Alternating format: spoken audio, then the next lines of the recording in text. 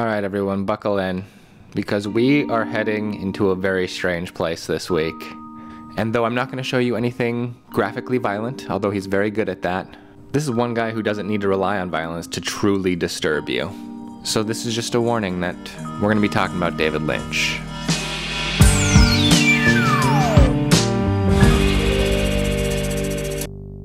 David Lynch has made a lot of movies. He's probably best known for his TV show, and opinions on the guy's work kind of vary. Some advanced reviews calling it a masterpiece, and others calling it sick and depraved, and still others calling it a sick, depraved masterpiece. Yet a lot of people probably feel about his work like these two guys felt when they saw him sitting on the corner in Los Angeles. What the f*** is David Lynch doing?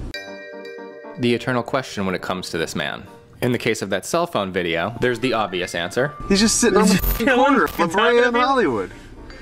With a f***ing cow! That was simply his way of staging an inexpensive Oscar campaign for actress Laura Dern the year he released Inland Empire. And when people asked him why,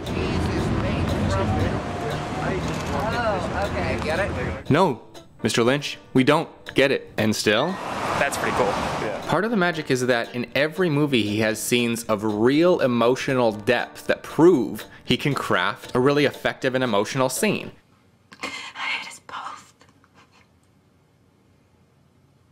But in the same movie, he has a bunch of crazy over-the-top acting that's completely ridiculous. Even the actors feel weird doing it. Cut it. The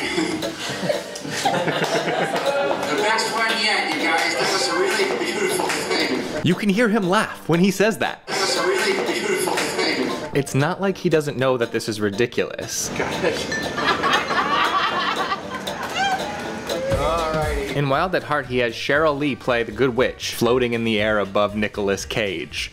And to hear him describe it, you can hear that he knows it's ridiculous. Something so sort of poetically perfect about that. I don't know how it figures.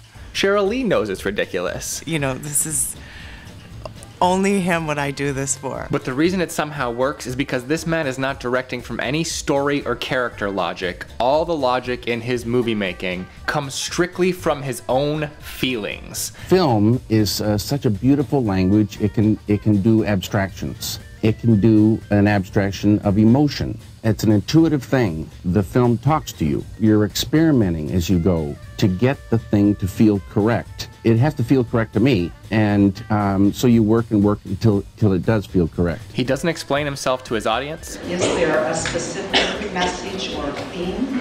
As your other movies teach us, we're completely confused.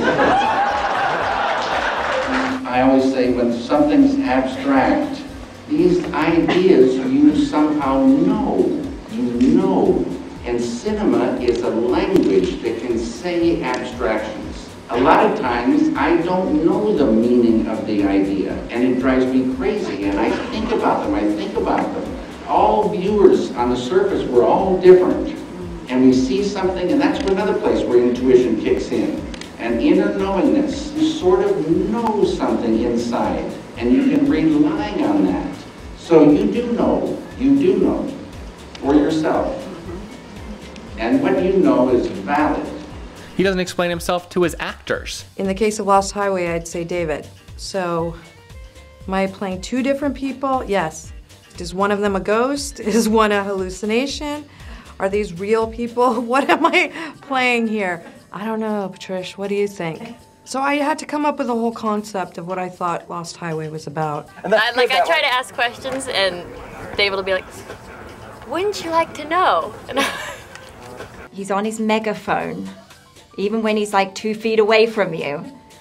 Such a freak. He said, cut, tidbit, you'll have them bolting for the fire exits. I was like, oh my God. And it's not just his movies that make people feel this way.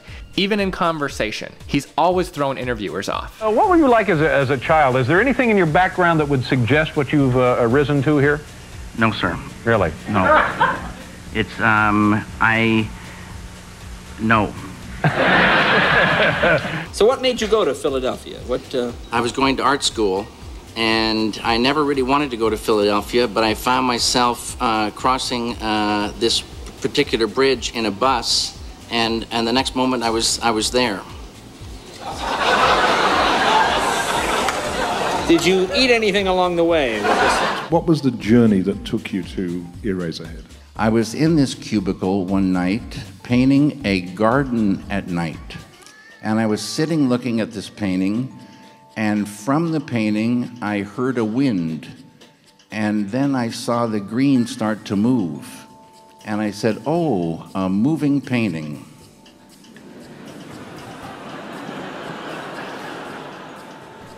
Yep. That's his answer to that question. Okay. Some will argue that restraint can heighten the emotional effect. Too little is not so good, too much is not so good. It's that magic point when it all the lights go off like a pinball machine. There. And you know you're there. Right there. But you don't know exactly how you got there. I think that he expresses the moment of creative intuition through the constant use of sourceless lighting in his work. Times of great change, transition, inspiration, expression, these strobing lights appear. And sometimes it means the plot is going completely off the rails in a different direction that you could never possibly see coming. And sometimes it's just about passion, confusion, terror especially. These strobing lights appear. They come from out of nowhere and they come from all directions. And it looks an awful lot to me like a pinball machine going off. And I don't know exactly what it all means. I mean, I don't think even David Lynch can say what it all means. But I do know that I find it really interesting. And freaky. It's scary. A lot of it is very, very scary. And I love that. All the lights go off like a pinball machine and you know you're there.